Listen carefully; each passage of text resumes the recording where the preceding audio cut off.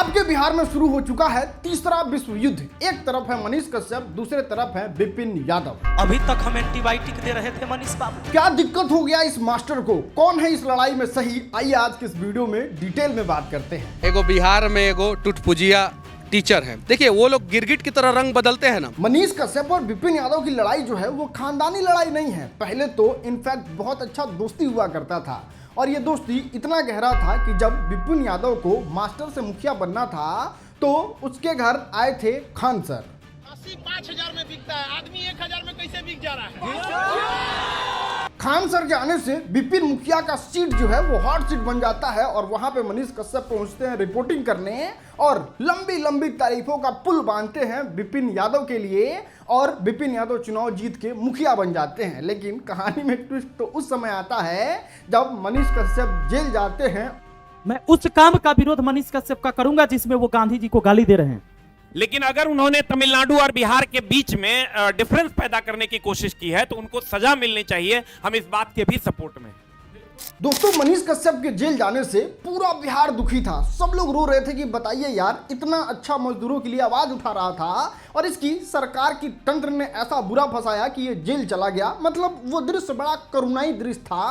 कोई भी इंसान देखता तो 2 मिनट के लिए भावुक हो जाता। लेकिन ये विपिन मुखिया मास्टर जो है वो अपने डिजिटल बोर्ड पे समझा रहा था कि नहीं नहीं, ये गलत किया ही है, इसको जेल में भेज देना चाहिए। नहीं नहीं, ये आदमी अच्छा नहीं है। तो ये 2 राज्यों के बीच में लड़ाई लगवाया है। अभी आरोप सिद्ध नहीं हुआ है, लेकिन आज से पहले जो मनीष कश्यप विपिन मुखिया का दोस्त था उस मनीष कश्यप को इस प्रकार से डिफेम करके लोगों को बताने की कोशिश करते हैं कि दोस्तों इस बात को जानिए कि मनीष कश्यप जो है वो गलत इंसान है, फर्जी वीडियो बनाया और उसको जेल में ही रहना चाहिए। लेकिन अगर उन्होंने तमिलनाडु और बिहार के बीच में डिफरेंस पैदा करने की कोशिश की है तो उनको सजा मिलनी चाहिए। हम इस बात के भी सपोर्ट में। फिर मनीष कश्यप पूरे 9 महीने जेल काट के बाहर आते हैं और बेल पे बाहर नहीं आते हैं। उनका सारा केस खारिज हो जाता है और पता चलता है कि इनको तंत्र द्वारा फंसाया गया था, इनकी कोई गलती नहीं थी और सारा केस खारिज हो जाता है और ये बाइज्जत बरी हो जाते हैं।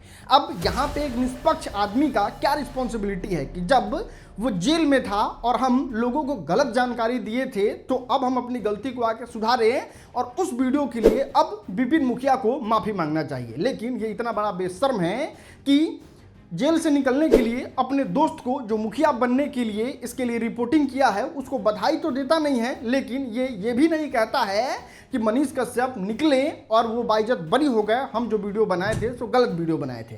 अब आप लोग ही बताइए, इस मास्टर को आगे सार्वजनिक तौर पे अपने गलत वीडियो के लिए, फर्जी वीडियो के लिए माफी मांगना चाहिए था कि नहीं चाहिए था? फिर मनीष कश्यप भारतीय जनता पार्टी ज्वाइन कर लेते हैं और असली कहानी यहीं से शुरू होता है। भाई एक गाड़ी में वीडियो बनाता है और हल्का सा ट्रोल कर देता है, जो कि समझ में भी आता है कि अगर आप चाहते थे इस इंसान को बहुत बढ़ता देखने और इस तरीके से दल बदल लिया तो आप थोड़ा ट्रोल करते हैं तो चलता है। लेकिन फिर मुखिया जी करते हैं लॉजिकल बात शुरू और जरा इनका लॉजिकल बात सुनिए कि एफआईआर की कॉपी यहां लेकर आते और कहते कि देखिए तेजस्वी यादव हमको फंसा दिए।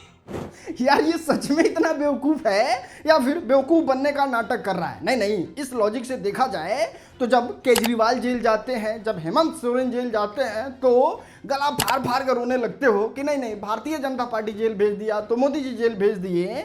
इस लॉजिक से आप भी जाओ एफआईआर निकाल के देख लो, उसमें ना मोदी जी का नाम होगा ना भारतीय जनता पार्टी का नाम होगा।